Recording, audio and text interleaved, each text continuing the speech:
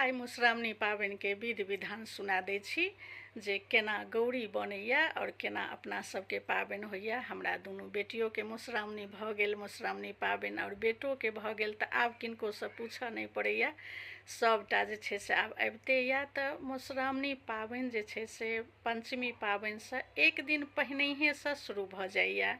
एक दिन पहिने गौर बनै छनि। जे पबनैतिन रहै छथिन भोरे दिन बाल ताल धो कऽ ओहि दिन नहा खाइ छथिन, यानी कि अरबा अरबाइन खाइ छथिन। अशुद्ध पशुद्ध सबटा खेनाइ बंद भ जाइया। ओही दिन जे छै से अंगना घर सबटा निपिया पोतिया भ जाइया। ओही दिन साँझ में से गौरी बनैया। गौरी बनै लए जतेक दाइ माइ सब आयल रहै छथिन, सब भगवती गोसाउन के गीत गाबै छथिन, ब्राह्मण देवता के गीत, भगवती के गीत, काली माँ के गीत, देवी के गीत, महावीर जी के गीत और महेश वाणी गौरी माँ के गीत सेहो होइया। आ लास्ट में कोबर गीत सेहो होइया, किया तऽ कोबर सेहो ओहि दिन पारै चल जाइ छै, देवाल में थप्पा पड़ै छै, सब दाइ माइ सब थप्पा पारै छथिन। और जे गौरी बनबै छथिन ओ खोइछ लै छथिन आ खोइछ लऽ कऽ अखरा साड़ी पहिरै छथिन। तेल सिन्दूर नाक तक कयल जाइ छनि हुनका विधकरी के जे गौरी बनेथिन। आ गौरी बनबै में हरदि के गांठ में दूभि और कुसुम के फूल के लोढ़ी सिलौट पर पीसल जाइया। आ लोढ़ी सिलौट पर पीस कऽ गौरी माँ के आकार में हुनका प्रतिक्रमा बनायल जाइ छनि आ सरबा में राखल जाइया। तर में पान के पत्ता ओछा देबै आ ओहि पर में गौरी के स्थापना करब। ऊपर से फेर पान के पत्ता ओछा कऽ आ लाल झाँपि देबै आ लाल कपड़ा से ओहि के झाँपि कऽ से जे छै पूजा करथिन। जे पबनैतिन हुनका हाथ में देबै ओ रखथिन। ओहि के बाद फेर ओहिठमन जेठमन पूजा पाठ हेतै ओतऽ राइते में भगवती गोसाउन के गीत भऽ गेला के बाद सबटा नीप पोति कऽ ओहिठाम स्थापना हैत। केरा पात पर 5टा पिठार के बिषहारा बनतनि, किया तऽ ठंडा बिषहारा के पूजा होइया। एक दिन पहिनहिए बिषहारा बनि जाइ छथिन। और फिर काजर के 5टा बनत, मेहंदी के 5टा बनत, सिंदूर के बनत और चंदन के बनत 5-5टा। और पिठार सिंदूर के थप्पा सेहो पड़ै छै, ओकरा कोबर कहै छै बनेनाइ। एहि बात के पातिल जरायल जायत तखने से। और ई सब चीज जे छै से राति में पूजा पाठ, फेर लाबा भूजल जायत। ओना तऽ लाबा सब सासुर से आबै छै, लेकिन लोक अपनो भूजि लेलक। लाबा भूजि देला के बाद ओहिमे धान नहीं रहबाक चाही, धान बीछ कऽ हटा लेब। सुंदर लाबा बीछ कऽ डिब्बा में राखि लेब आ फेर दोसर दिन भोरे उठि कऽ पबनैतिन नहाय सोनाय छथिन, पूजा पाठ सबटा इंतजाम केलनि। और भगवती गोसाउन के फेर गीत हैत। आ तकर बाद जे छै से सासुर से जतेक सामान प्रसाद के आयल रहै छनि सब चीज लऽ कऽ पूजा होइ छै। फेर कथा कहैवाली आबै छथिन। आब तऽ किताबो भेट जाइ छै, लोक किताबो पढ़ि लेलक, लेकिन कथा कहैवाली वाला बात बड़ सोहनगर लगै छै। ओ अबै छथिन और कथा कहल जाइया। गौरी माँ के जतेक प्रसाद चढ़ायब सबटा बिषहरो के चढ़ेबनि। दूध लाबा तऽ चढ़ेबे करबनि और संगे संगे से प्रसाद सेहो चढ़ायब। और बिषहारा के जे प्रसाद हैत उसरगि कऽ उठा लेब, ओ परसल नहीं जाइ छै। हुनकर प्रसाद केओ खायल नहीं जाइ छै। ओ अंतिम दिन जहन विसर्जन करबै ने तऽ ओहो प्रसाद के विसर्जन कऽ देबै। खाली गौरी पूजा के जे प्रसाद रहै छै ओ पूजा भऽ गेला के बाद जते लोग अबै छथिन सबके प्रसाद पड़ैया। और सासुर से हाथी सेहो आबै छै, तऽ गौरी पूजा ने हाथी पर में गौरी के राखि कऽ पूजा करब।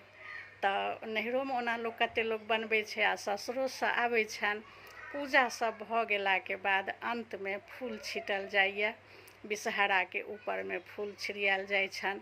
पूजा भऽ गेला के बाद फेर ताहि के बादे जे छै पबनैतिन से खाइ छथिन, तऽ खीरे खाइ छथिन। जते मीठ खाउ नहि एहि मधुश्रावणी पाबनि में तते बढ़िया। हमरा सबके सासुरो में अनूना होइया और नैहरो में अनूना होइया। हमहूँ सब 15 दिन अनूना केने छलहुँ। हमर बेटियो दुनू अनूना केलक और हमर पुतहुओ अनूना केलक 15 दिन। तऽ कते ठाम अनूना नहियो होइ छै, शुद्ध खाइ छथिन अरबा अरबाइन और पूजा करै छथिन। लेकिन हमरा सबके ओहिठमन अनूना होइया। बहुत विशेष पाबनि अपना मिथिला के मधुश्रावणी पाबनि होइया। तऽ जखने पूजा पाठ भऽ जाइ छै ने ओहिके बादे खायल जाइ छै। एक बेर दिनमे खा लिअ, ओहिके बाद तऽ फूल लोढ़ैके बेर भऽ जाइ छै। सब फूल लोढ़ै लए गेल, जाही जूही जते सब रङ्गके फूल लोढ़ि कऽ आनू। हाँ, लेकिन सफ़ेद फूल जे होइ छै ने ओ फूलोसँ गौरी माँके नहि चढ़ायब। सफ़ेद फूल सिर्फ विषहाराके चढ़ायल जाइ छै, गौरी माँके नहि चढ़ायल जाइ छै। तऽ फूल लोढ़ि कऽ आयल, फेर साँझ पड़ैत सूर्य अस्त होइसँ पहिने फेर कनि किछु खाइके इच्छा भेल तऽ खा लेलनि। हमसब रातिमे नहि खाइ छलियै, रातिमे बेसीसँ बेसी भेल अगर भूख लागल तऽ दूध पी लेलहुँ, लेकिन एक्के टाइम दिनेके अनूना खायल जाइ छलै। अहिना 15 दिन जे छै से पाबनि होइए।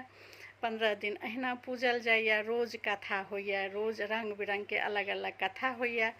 और अलग अलग गौरी पूजा कालमे गौरी माँके गीत होइ छनि, महेशवाणी होइ छनि, महादेवके गीत होइ छनि। ई सब गीत रोज गौरी पूजा कालमे होइए। साँझ कोबर होइए, रोज होइए 15 दिन। आ साँझ कोबर भऽ गेलाके बाद जे छै से रोज साँझ पड़ै छनि हुनका अलगसँ धूप अगरबत्ती जतऽ विषहारा गौरी सबके स्थापना केने रहै छी। और अंतिम दिन फेर एक दिन पहिनहिए जे होइ छै से पूजा पाठके फेर गौरी बनैए, फेर अहिना दाइ माइ अबै छथिन, सब चीज स्थापना होइए। और अंतिम दिन टेमी पड़ैए अपना सबके। टेमीमे कनि कहै छै जे मतलब फोका कनि एको दू जगह हेबाके चाही, ई नहि जे छै विधि कऽ देलियै, कनि हल्का फोका पड़बाके चाही, से टेमी पड़ैए। और ओहो दिन फेर विशेष पूजा होइए, सबटा कथा पुराण भऽ कऽ फेर दोसर दिन जे सुबह सुबह कौआ बाजैसँ पहिने सबटा उठा लेल जाइए।